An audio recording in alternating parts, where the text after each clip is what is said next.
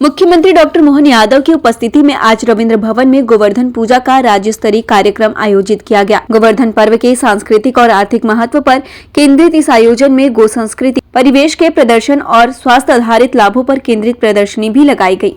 प्रदर्शनी में मुख्य रूप से पंचगव्य उत्पाद, गौ शिल्प उत्पाद, कृषि आधारित उत्पाद और दैनिक उपयोग के उत्पाद के आर्थिक महत्व को प्रदर्शित किया। मुख्यमंत्री डॉक्टर मोहन यादव ने इस अवसर पर अपने संबोधन में कहा कि सच्चे अर्थों में किसानों की दीपावली गोवर्धन पूजा के साथ ही मनती है। गांव की संस्कृति, गाय की संस्कृति का अनुभव ही अलग है। वेदों के माध्यम से भी हमें यही शिक्षा मिलती है कि माँ और गाय हमेशा ही पूजनीय है। सीएम बोले कि भारत की देशी नस्ल गाय सबसे बेहतर है। डॉक्टर यादव ने कहा कि मेरे घर के अंदर का अनुभव बता रहा हूँ। मेरे घर में मालवी गाय थी, उससे कभी भी दूध निकाल लो।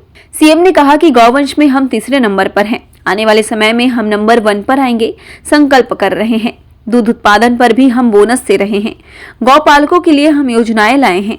जिन्होंने गाय का शुद्ध घी खाया है वो बीमार कम होता है। लक्ष्मी पूजा बिना कमल के फूल के कैसे हो सकती है। सीएम बोले कि अर्थव्यवस्था के मामले में अगले साल हम जापान को पीछे छोड़ देंगे। मुख्यमंत्री ने मंच से घोषणा करते हुए कहा कि 590 करोड़ का प्रावधान हमने पशुपालन विभाग के लिए किया है। उन्होंने कहा आयुर्वेद की दवाई गाय के घी के बिना नहीं होती है।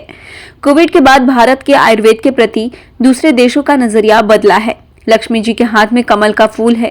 2027 से पहले हम दुनिया में तीसरे नंबर के देश होंगे। मुख्यमंत्री ने कहा कि हर नगरीय निकाय में खुलेगी गौशाला। 5,000 से 10,000 क्षमता वाली गौशाला खोली जाएगी। गाय अब कांजी हाउस में नहीं रहेगी। कांजी हाउस जेल है। हमारी गौ माता कांजी हाउस में नहीं रहेगी।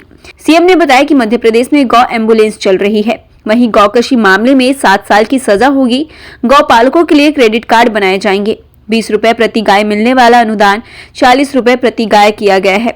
इससे पहले गोवर्धन पर्व पर आयोजित कार्यक्रम में पशुपालन मंत्री लखन पटेल ने मुख्यमंत्री से मांग की कि गौशाला में बिजली की समस्या से निपटने के लिए सोलर का इस्तेमाल किया जाए।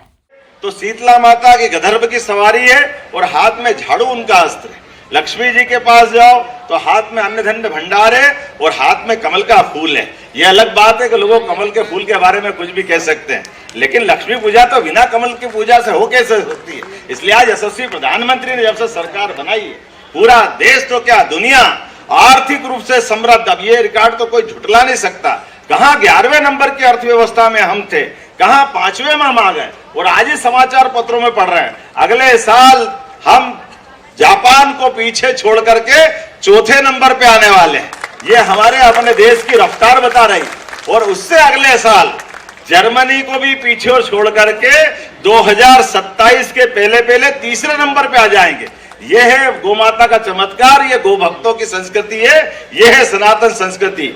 मेरी अपनी ओर से आज के इस अवसर पर मैं अपने मित्रों को सबको बधाई देना चाहूंगा कि हमारे अपने सरकार के बजट में 590 करोड़ का प्रावधान 2024-25 के लिए हमने पशुपालन मंत्रालय के किया।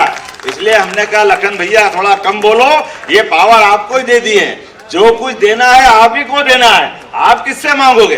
अरे सरकार के मंत्री को तो देने के लिए उदार होना चाहिए। जोरदार ताली बजा, जो मांगोगे सब देंगे। ये व्यवस्था आप ही के हाथ में, हमारा पूरा मंत्रालय आपके माध्यम से।